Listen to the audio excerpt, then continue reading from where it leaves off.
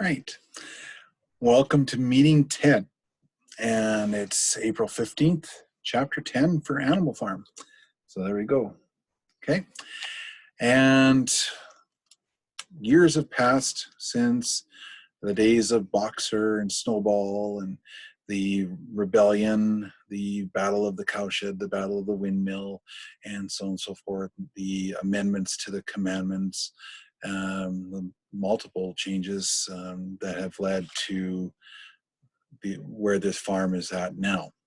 And if you don't talk about the past, then the new generations are going to have no clue of where they came from, who they are, who they should be, where they should be going. But if you talk about it, you teach it, you tell the stories, even if the stories are a little maybe off because due to memory or whatever the case, they're still applicable to your identity, to who you are, and where you can go or where you want to go.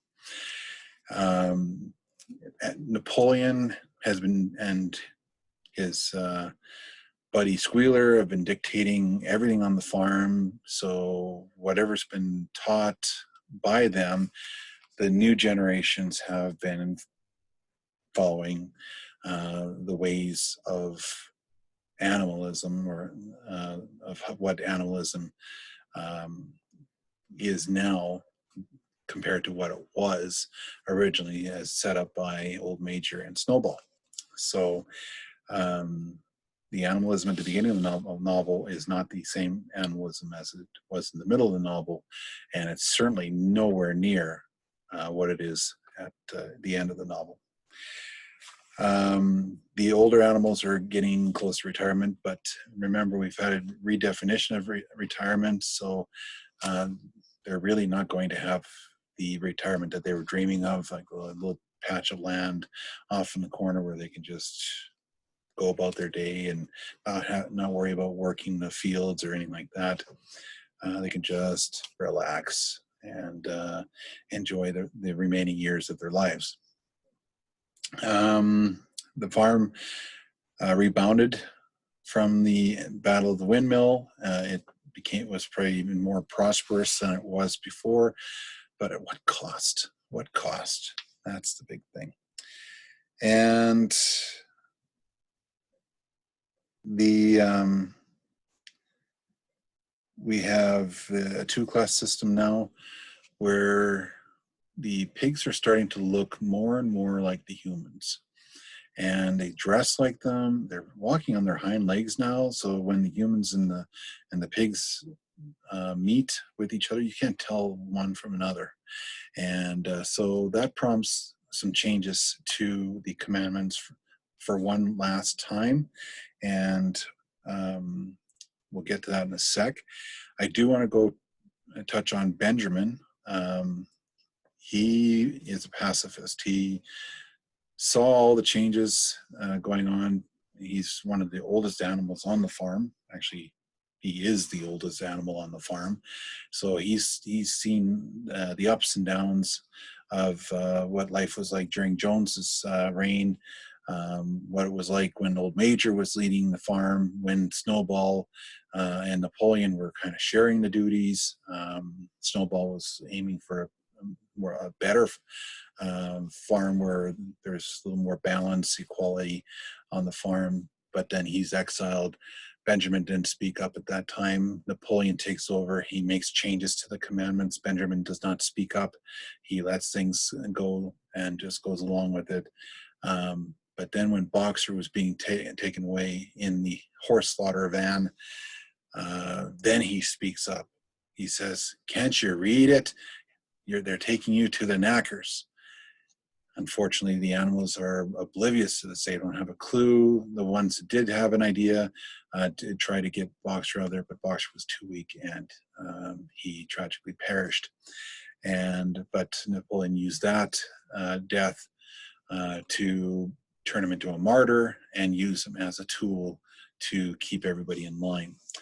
Now you have Benjamin talking about the past. Very few are listening to this story, and as far as they're concerned, it's just a story, a legend.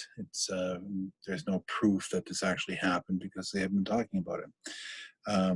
But Benjamin talks on page 87 about the hunger, the hardship, and disappointed being who they are, and that was the unalterable law of life.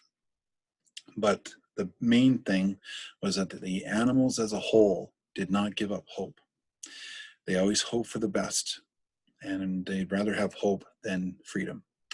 And as long as they were a member of Animal Farm, that was the main thing, because it's their farm. It's Animal Farm. The traditions are pretty much out the door. They're non-existent. The 7 commandments are pretty much, well, they are non-existent because they are canceled out completely and rewritten into one maxim. The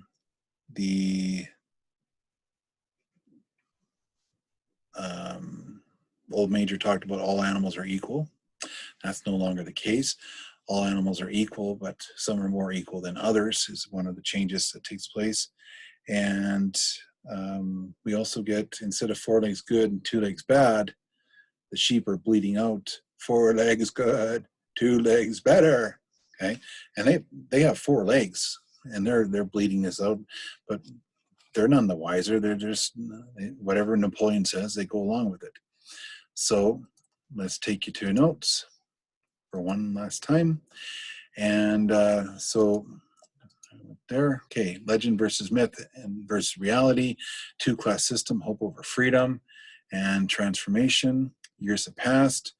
And what led to animalism is distant memory for many, except for Napoleon, Squealer, Clover, Benjamin, and Moses the Raven. The pigs have evolved into beings that they previously preached as being evil, so now they're turning themselves or making themselves look like humans. And there was no chance for debate about this. Maxim number 8, 4 legs good, 2 legs better, page 89. And the sheep are again promoting that propaganda. And so you're all good, but if you want to be better, you need to walk on 2 legs. And then all the 10 commandments are out the door. All animals are equal, but some animals are more equal than others. And so this is a superior race, that the pigs are superior to the rest of the animals. And 7 commandments, what are you talking about 7 commandments? We don't know anything about 7 commandments, but we do know about this new one. There's only one, and all animals are equal, but some animals are more equal than others. It's a metaphor to describe people who are inconsiderate, greedy, and have focused agendas to suit their own purposes, not the majority. It's symbolic on how change can be brought in swiftly through a revolution and be skewed into a status quo that future generations know nothing else. So again, if you don't talk about it, as far as they're concerned, it's legend or it's a myth. So it's not part of the normal what's happening now. The pigs replaced the human masters of the past and have become their own masters over all the animals of the farm. The biggest travesty is the high price that came to be the masters of the realm. And so how many animals had lost their lives so that the pigs can be elevated to this status of master? Just like Jones being the master of the farm at the beginning of the novel, the pigs are now the masters of the farm over the rest of the animals. So, and I have some examples of various different wars and conflicts that have taken place at high prices been paid. And at what cost did these wars did they really have to happen? And could we have handled things a lot better in a more humane manner? The last thing I want to show you is this chart, and we have communism, democracy, fascism, totalitarianism, and Marxism. So each of these graphs We have, this is all communism, this is all democracy, this is fascism, this is totalitarianism, and this is Marxism. So you can see how this is chapter 1 to 10, okay? And you can see how communism rose to our chapters 5, 6, and 7, and then it kind of declined.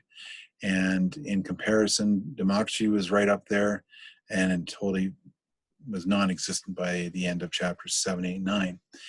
Fascism was up and down, and by the time the novel's done, it's the only type of governing that's on this, or that's taking place on this farm.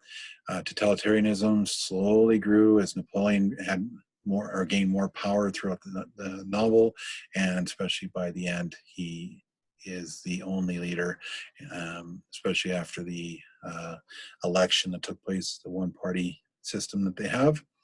And Marxism, Karl Marx, if you remember in Lord of Flies, it's a prelude to communism.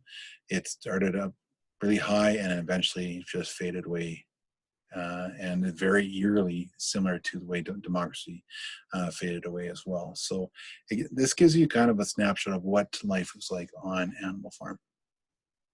I don't expect you to remember all that, but just kind of give you a visual of what life was like on the farm. All right, so that's chapter 10, that's the novel. If you have any questions, please let me know. Don't forget your projects are due at the end of deadline 3, and your summaries as well. And we have stereotypes, don't forget to do that, and shooting an elephant, and Pulse Stomp Odyssey is no longer part of the required assignments, but if you want to do it, just read the posts on Google Classroom. All right, have yourself a great evening. Take care and be safe.